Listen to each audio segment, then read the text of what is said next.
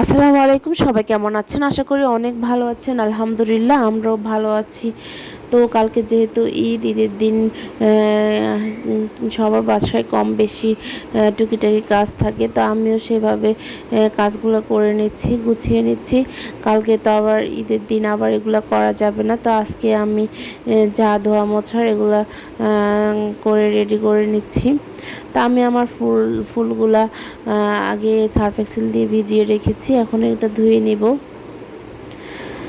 তো আসলে জাওয়াদের জন্য করা যায় না। জাওয়াদ আমি যেটাই করতে যাই, জাওয়াদ সেটা আমাকে দেখে দেখে ওইভাবে করতে চায়। আসলে ছোট বাচ্চা তো বড়রা যা করে সেভাবে করতে চায়। তো আমার বুয়া আবার গ্রামে বাড়িতে গেছে, আমি আবার জাওয়াদ হওয়ার পরে আবার বসে ঘর মুছতে পারি নাই।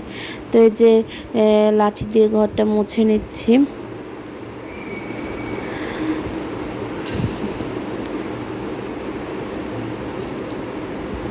তো ডাইনিংটা ভালো করে মুছে নিচ্ছি। তা আমি যা করব, যা ওদা আমার সাথে সেম করতে চায়। আসলে আমাকে দেখে দেখে ও ওইভাবে কাজ করতে চায়। তো আমার শরীরটা আসলে তেমন একটা ভালো না, অনেক ঠান্ডা লেগেছে, তার উপরে প্রচণ্ড মাথা ব্যথা। তারপর কাজগুলো করতেছি একটু একটু করে। তো সকাল থেকে ঘুম থেকে উঠে আমি একটা করে কাজগুলা করে রেডি করে নিচ্ছি। তারপরে ওদের বাবাকে বলতেছি যে একটু ডিপার্টমেন্ট স্টোরে যাব, কারণ কালকে তো আবার ডিপার্টমেন্ট স্টোর সব কিছুই সব বন্ধ থাকবে।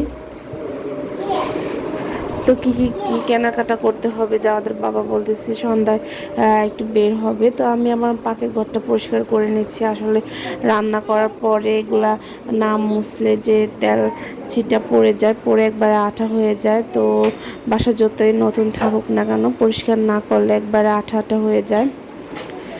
তো এই যে আমরা এখন চলে আসলাম ডিপার্টমেন্ট স্টোরে। তো ডিপার্টমেন্ট স্টোরে এসে তো ওদের বাবা বলতেছে কি কি কিনবা তাড়াতাড়ি করো, কারণ আবার বাসায় গিয়ে আবার বাকি কাজগুলো করতে হবে, কারণ কালকে তো ঈদের দিন সকালে আবার ঘুম থেকে উঠতে হবে। তো আজকে একটু তাড়াতাড়ি ঘুমিয়ে যেতে হবে।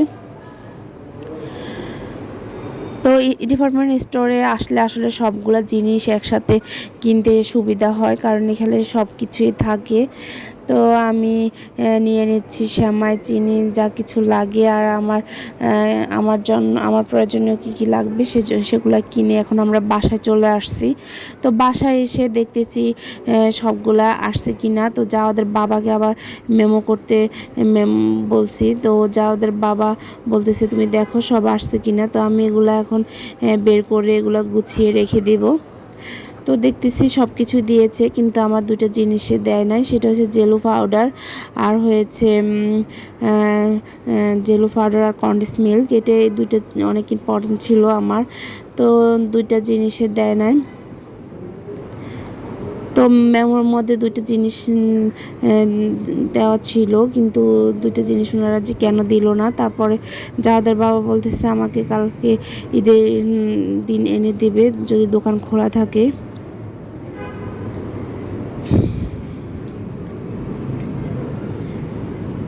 তো আমি বাকিগুলো দেখতেছি যে বাকিগুলো দিয়েছে কিনা। তো দেখলাম যে ম্যাম অনুযায়ী বাকিগুলো দিয়েছে, কিন্তু দুইটা জিনিসে আমার দেয় না, যে দুইটা জিনিস লাগতো খুব বেশি।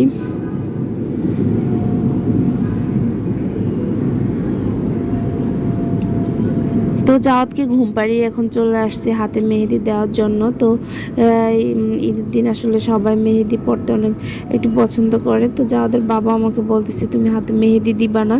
তো আমি জাওয়াতকে ঘুম পাড়িয়ে জাওয়াতকে আসছি যে হাতে মেহেদি দিব, কারণ জাওয়াত যতক্ষণ পর্যন্ত জেগে থাকবে আমি মেহেদি দিতে পারবো না, কারণ আমি মেহেদি পড়তে গেলে জাওয়াত ধরে হয়তো নষ্ট করে ফেলবে। সেজন্য ওকে ঘুম পাড়িয়ে মেহেদি পরার জন্য আসছি। তো ওদের বাবাকে বলতেছি দিবে কিনা। ওদের বাবা বলতেছে না, সে মেহেদি দিবে না হাতে। দিবা কিনা আম্মুর মতো। তো মেহেদি ওকে একটু যখন ঘুমিয়ে গেছে তখন একটু মেহেদি দিয়ে দিয়েছিলাম। তো যে জাওয়াত এটা ওঠানোর জন্য অস্থির হয়ে গেছে, তো জাওয়াতকে এটা উঠিয়ে দিয়েছি। তারপর ও আমারটা দেখে বলতেছে ও আমাকে দিয়ে দিবে। তো জাওয়াত তো কান্নাকাটি করতেছে অনেক। তো ভিডিওটা ভালো লাগলে লাইক, সাবস্ক্রাইব অ্যান্ড শেয়ার করবেন। আল্লাহ হাফেজ।